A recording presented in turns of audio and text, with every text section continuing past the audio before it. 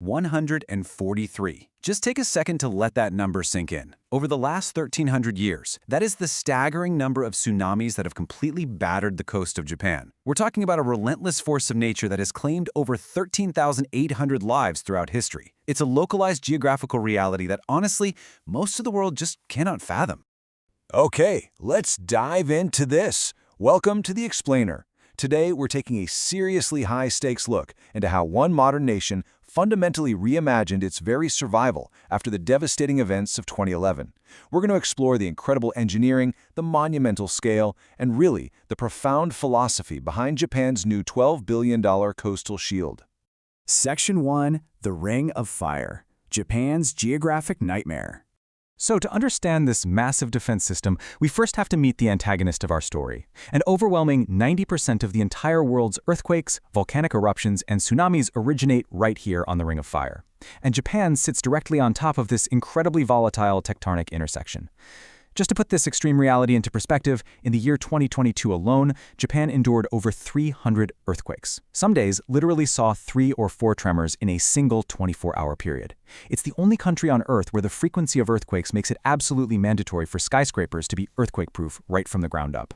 And this brilliantly illustrates a massive geographical trap.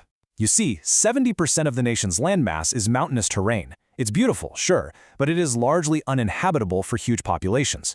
So what does that mean? It forces the vast majority of cities, infrastructure, and people onto the remaining 30% of flat land. And unfortunately, that flat land is almost entirely along the highly vulnerable coastlines. You literally can't just move entire metropolitan areas into the mountains, meaning millions of people just have to live face-to-face with the sea. Section 2. The 2011 Catastrophe. March 11, 2011. For decades, Japan built defenses based on historical models, but this catastrophic inciting incident shattered the status quo entirely. Triggered by a massive 9.1 magnitude earthquake off the eastern coast, which, by the way, was the largest in Japan's recorded history, the ocean surged toward the mainland at a terrifying velocity. We're talking speeds reaching 700 kilometers per hour. That is literally the cruising speed of a commercial jetliner. And because modern tech still can't perfectly predict tsunami behavior in real time, residents of cities like Sendai were given a mere 8-minute warning before the water hit. And it wasn't just about speed, right? It was the sheer, unimaginable scale. The old coastal walls were built to hold back waves around 8 meters high. But in 2011, the tsunami generated waves that reached a colossal 55 meters. That's 180 feet tall. The water basically laughed at the old defenses, effortlessly tore them down, and aggressively pushed up to 10 kilometers inland. The toll was devastating. Let's just run through these numbers quickly because they are staggering. Over 15,000 lives lost. 228,000 citizens displaced from their homes. The financial damage rocketed to $235 billion, making it the costliest natural disaster in world history. And of course, the seismic event triggered the secondary disaster of the Fukushima Daiichi nuclear meltdown. The sheer scale of this tragedy forced Japan to completely reinvent the wheel and engineer a totally new paradigm for its future. Section 3. Multi-layered coastal defenses. Rebuilding the shield. From the depths of that heartbreak came a staggering display of human resilience. The Japanese government committed $12 billion to essentially rebuild their defenses, constructing 400 kilometers of reimagined, highly advanced coastal shielding. But they didn't just build one giant wall. It's a multi-layered system designed to systematically break the ocean's momentum. Step 1 starts way out in the ocean with offshore breakwaters designed to disrupt the initial pressure. Step 2 is the primary barrier, massive 15-meter seawalls that force a redirection of the water. And Step 3, located right behind the walls, relies on nature.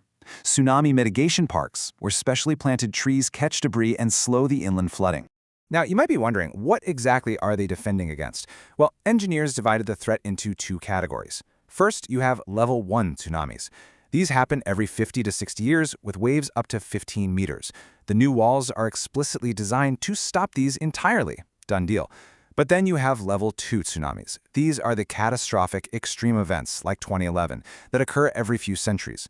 The engineers knew for a fact that for a level 2 event, walls alone simply cannot stop the ocean. They needed a much smarter strategy. Section 4. Engineering at Tsunami U-turn.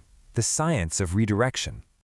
Now, what's really interesting about this slide is the sheer fortress-like scale we're talking about here. These walls stand 15 meters high, roughly a 4-story building, and stretch across 400 kilometers of coastline. But perhaps the most crucial upgrade is completely hidden from view. Remember how the 2011 waves just uprooted the old walls? To solve that, the foundations of these new walls plunge a massive 25 meters deep into the earth, anchoring them with unbelievable strength. But here's the absolute genius part: the shape. Instead of a flat vertical surface, the tops of these new walls are heavily curved. Picture this: when millions of gallons of ocean strike the wall, that curved shape catches the water and forces it to arc backward in a massive U-turn. That retreating water then violently collides with the next incoming wave, effectively destroying its pressure. It's brilliant engineering. They are literally weaponizing the ocean's own water against itself. And right behind those massive concrete arcs, we find the third layer, the tsunami mitigation parks. In a level 2 event, water's eventually going to overtop the walls. That's just a fact. And that's where these thick belts of trees come in. They aren't just there for pretty landscaping, they serve a highly calculated engineering purpose. They act as a secondary barrier to bleed off the remaining water pressure.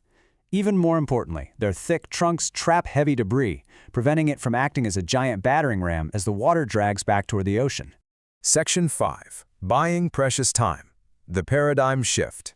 So the crucial point is this entire philosophical shift in disaster management. Japan's engineers know they cannot permanently stop the ocean. The defining concept here is buying time. The true victory of this $12 billion project isn't about blocking the water entirely. It's about reducing a tsunami's immediate, deadly velocity. It turns a catastrophic, high-speed direct impact into a delayed, slower-moving flood. And that delay? That delay grants residents those vital, life-saving minutes to evacuate to higher ground. $12 billion spent not to stop the ocean, but to buy time. There is a profound humility in that realization, isn't there? Think about the immeasurable value of just 3 or 4 or 5 extra minutes in a life-or-death scenario. For the families living on that 30% of coastal flatland, those few minutes purchased by the concrete and the trees mean absolutely everything. Which leaves us with a massive question as we wrap up. As global warming continues to raise sea levels and intensify the power of ocean storms, can our engineering ever truly outpace the relentless evolution of nature? Japan has built an absolutely awe-inspiring shield, a true testament to human ingenuity. But the Ring of Fire never sleeps. And the tension between our desire to build and the unstoppable force of the Earth, well, that's a story that is far from over. Thanks so much for joining me on this explainer, and I'll see you in the next one.